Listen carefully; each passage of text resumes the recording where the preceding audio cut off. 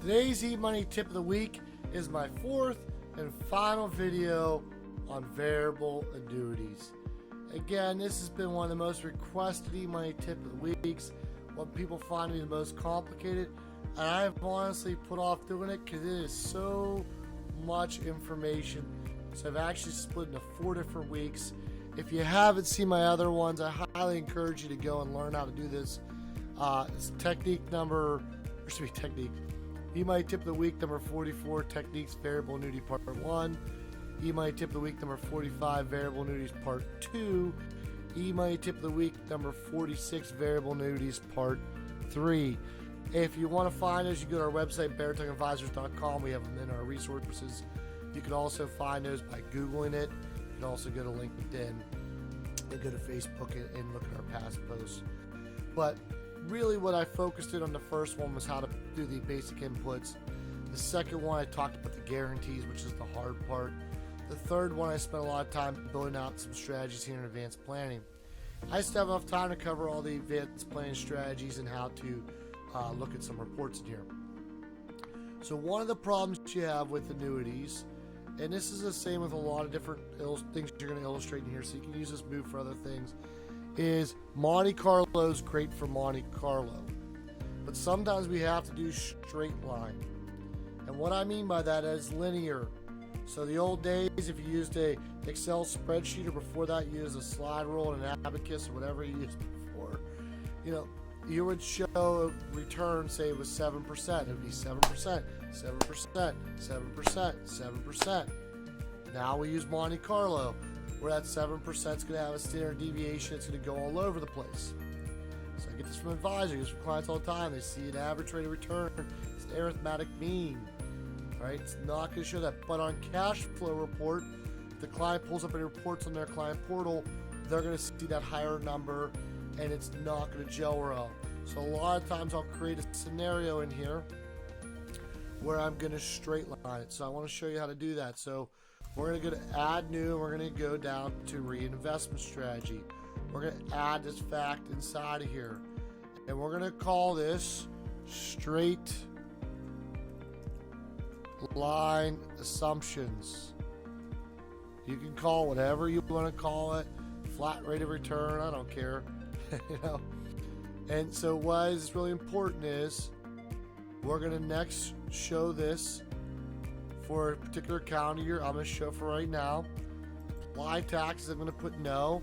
Why? Because this is not a move we're making. I just want to show an assumption of what's going on inside of here. Transaction expense, we're not going to put anything. I'm going to put here a custom, and I'm going to put a 4%. I'm going to put a 4% rate of return. So again, all I'm doing is I'm going to take this annuity, and now it was showing, say, maybe a 9% rate of return, and it was good to Monte Carlo, which was great for Monte Carlo, great when we were showing Decision Center, but I need to look at some things about this annuity or have a conversation just about this annuity with the client. Now I'm going to create this. I'm going to go to my assets. I'm going to go to Click Jackson to add this asset. And now all it's doing is taking this annuity that had this rate of, or this asset allocation over here with a higher rate of return, and now it's going to be all at a fixed 4%. If you were to leave this button on inside of here, it will not Monte Carlo. So you put this on with all these other ones. If you're inside Decision Center, it's not going to be an accurate thing. There's no Monte Carlo, and it's just straight 4%. Why is this important? Where would we use this? Well, one, if you were looking at cash flows. So if you remember when I was building this out, I said under cash flow, we're going to go under here, and we're going to see under plan distributions, you're going to see 40,000, 40,000, all of a sudden this huge number. Why? Because of RMDs. And this annuity's been growing in this straight line that's pretty absurd. So all of a sudden now we have this massive RMD. It doesn't matter if guaranteed income. By the way, we made this annuity RMD friendly. So that's really, really important to look at that. So if we want to see it a different way, now we can go to our advanced plan right here.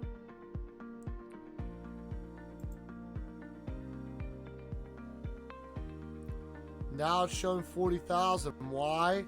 Because it's only showing the guarantees of the rider, because this thing was only growing at 4%. So it's never able to outpace the RMD, outpace the income to show this huge RMD inside of here. This is really important too, to go back to the cash flow. And now it's going to be a lot more accurate when we look at the total portfolio assets. And now you can start to see the impact of this annuities income stream coming from here, because now you're going to be able to look at the actual asset. So it depends on what you're going to click on in here. The other one is really great, and then I can click on it here for annuities, right? But I'm just going to show you another way to get here, because I think it's a lot easier to go to reports, go to all reports. Now we're going to pull up annuities, because when you're going to show us information with an annuity with a client, we're going to want to look at it, and we're going to want to go ahead and put this under advanced plan here to where it's showing a 4%. And now we can really talk to the client about the guaranteed withdrawal privilege, how it caps out at $40,000.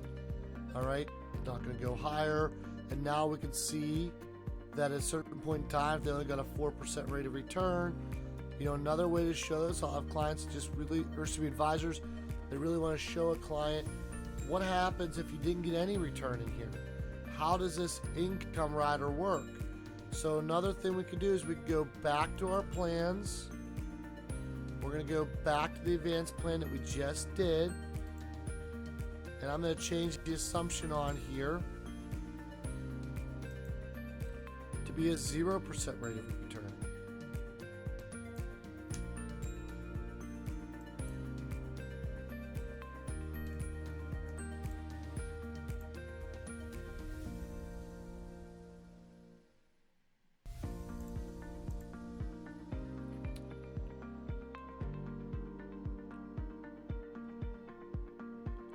Alright, so now we got our 0% rate of return. So now we can go and pull this report under annuities. I really do like this when you're starting to get granular. Like, now you've made the big decision center.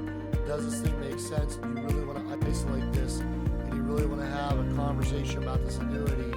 It's going to set it up really great to see, okay, we had a 0% rate of return.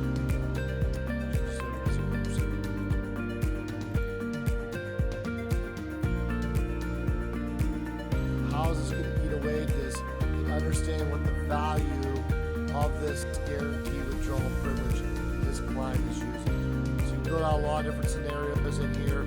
These reports, by the way, are printable, so you can go generate this, you can download it and send it to their vault. You can do a web print, they'll go ahead and give you a printable copy so you can send it to them. So really great strategies you can use here. I really think that eMoney is the best tool I've ever seen from a financial planning software to show your clients annuities. It's just what I find a lot of times is you don't know how to use this powerful tool. We hope this tip helped educate and empower you to do more plans for your clients so that you can impact more lives through financial planning. If you have some great tips we don't know about, we'd love to hear about them. If you have a better way of doing what we just showed you, we'd love to hear about that, because we are a noble profession, and together